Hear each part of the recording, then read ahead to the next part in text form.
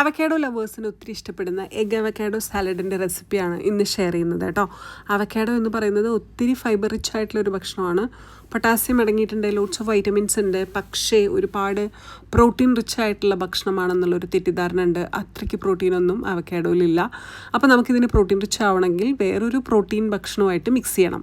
അപ്പോൾ നമുക്കിത് എഗ്ഗുമായിട്ട് മിക്സ് ചെയ്തിട്ട് ഇതിനെ ഒരു പ്രോട്ടീൻ മീലാക്കി മാറ്റാം. Simple, easy. Okay, so ingredients പറയട്ടെ.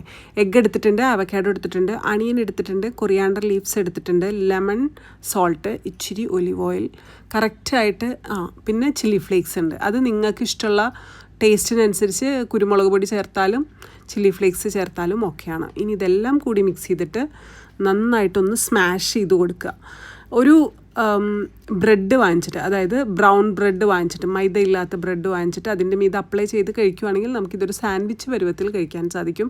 അതും കിടു ടേസ്റ്റാണ്. സോ നിങ്ങളുടെ ചോയ്സാണ്, നിങ്ങൾക്ക് സാലഡായിട്ട് ഉപയോഗിക്കണോ അതോ സാൻഡ്വിച്ചായിട്ട് ഉണ്ടാക്കി കഴിക്കണമെന്ന്. രണ്ടാണെങ്കിലും ഹെൽത്തിയാണ്, വളരെ ടേസ്റ്റിയുമാണ്. അപ്പോൾ ട്രൈ ചെയ്ത് നോക്കൂ, അഭിപ്രായം പറയൂ. Thank you, love you, by.